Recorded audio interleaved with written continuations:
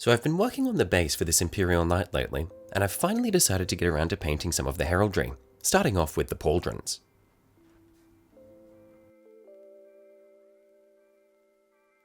The first pauldron we're working on is the one that would normally show the knight's house and Mechanicus origin. Our knight is from Prospero, and thus is a traitor. As such, the pauldron will instead bear a single emblem of a black pyramid against a night sky to reference his allegiance to the Thousand Suns.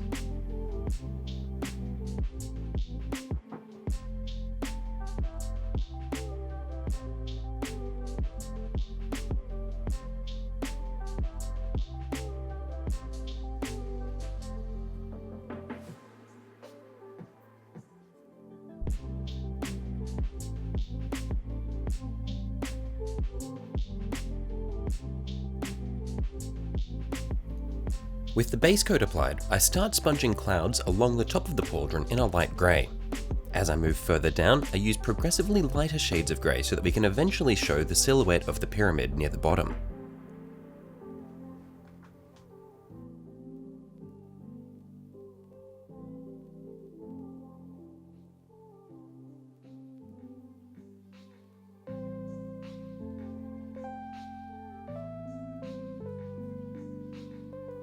We're going to have a beam of light shooting into the sky at the peak of the pyramid, so I introduce a little bit of blue to the clouds at the bottom to give a bit of glow to the edges of the pyramid.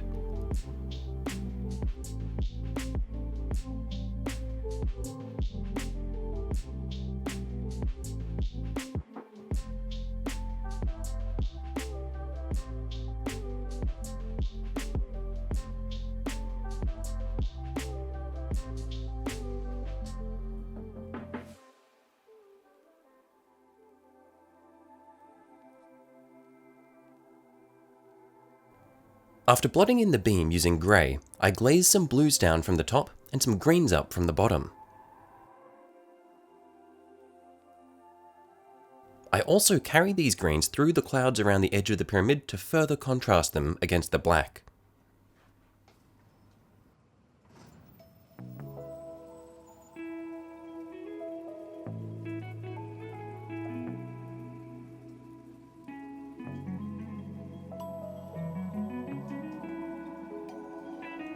I then come back and redefine the edges of the pyramid against the clouds. While that dries, I paint the rims in a bright silver.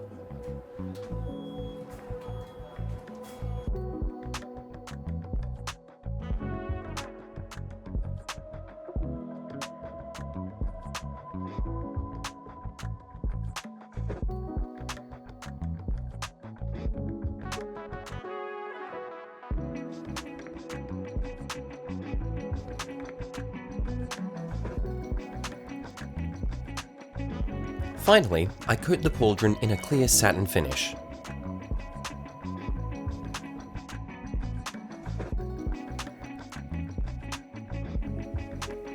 The other pauldron typically displays the knight's personal heraldry on one panel and his imperial loyalty on the other. For his personal heraldry, I wanted to try freehanding some black stripes in a diamond pattern, so I sketched them out in pencil first before going back over them with my brush.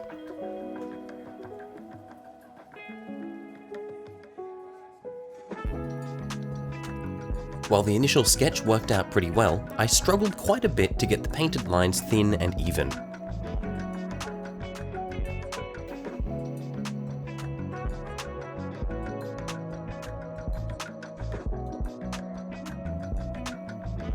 Next, I go over the whole panel in a light blue contrast, but after the first couple of coats were a little too light, I changed to a darker one instead.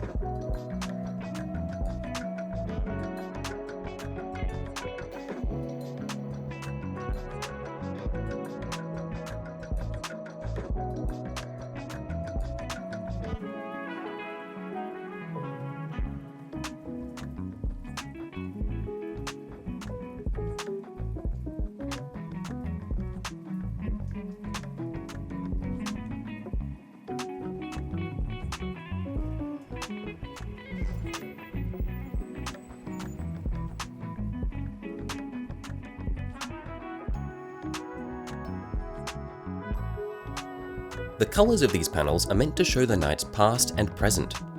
The blue panel is representative of the Thousand Suns colours post-heresy, while the other panel is done in red to show the knight's history with the Legion pre-heresy.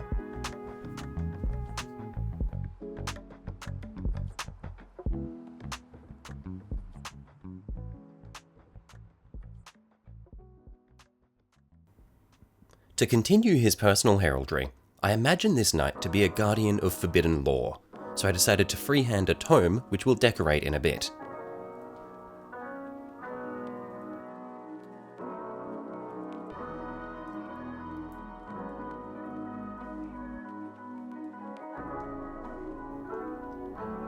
The covers of the book I paint in brown, and the pages using bone white.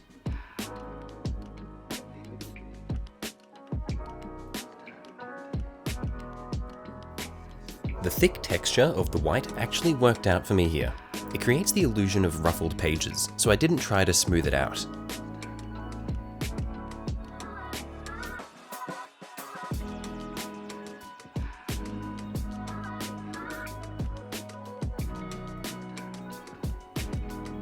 Once I've painted in the spine and back cover of the book, I paint the front cover in a lighter brown to help it stand out.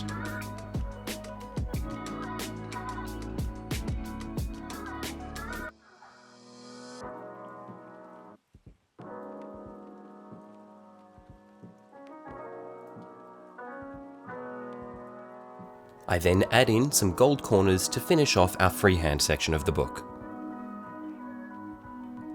For the rest of this panel, I decided to use transfers. I hate transfers. I didn't hate them before this project, but I hate them now.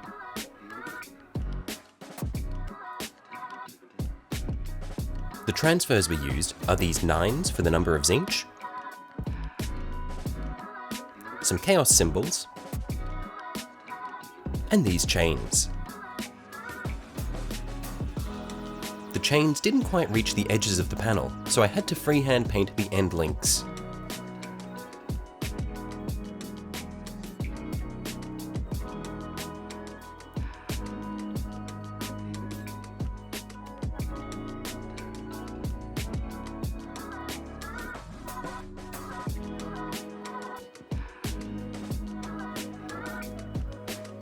For our final panel, which shows his Imperial loyalty, I decided to go simple by making a stencil for the Corvidae, a pre-heresy Thousand Suns cult specializing in information.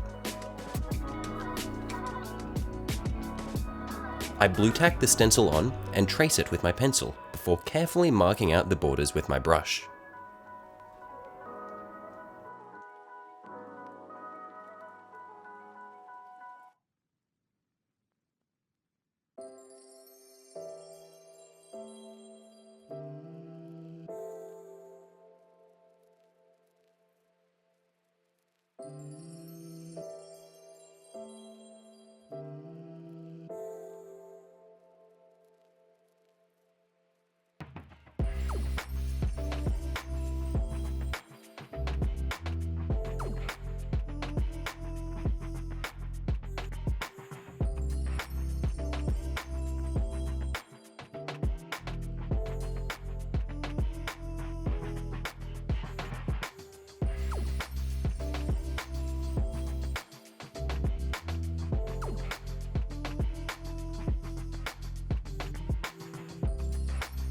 One fun thing I noticed while looking at pre-heresy Thousand Suns iconography is that much of it is reminiscent of icons of Tzeentch, despite the Legion not yet having fallen to chaos at that time. This symbol of the Corvidae is one such example where the symbol of Tzeentch is disguised as a bird.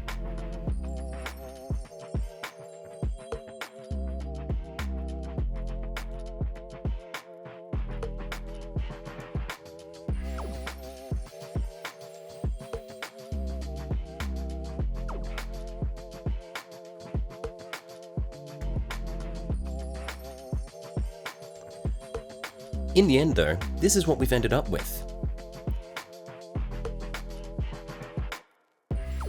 For my first foray into freehanding, I think I did pretty well. I had a lot of fun playing around with different techniques to achieve this end result. Except for transfers. I hate transfers. Overall though, I've really enjoyed it, and I can't wait to finish the night. Like if you enjoyed, and subscribe if you like what I do. Until next time.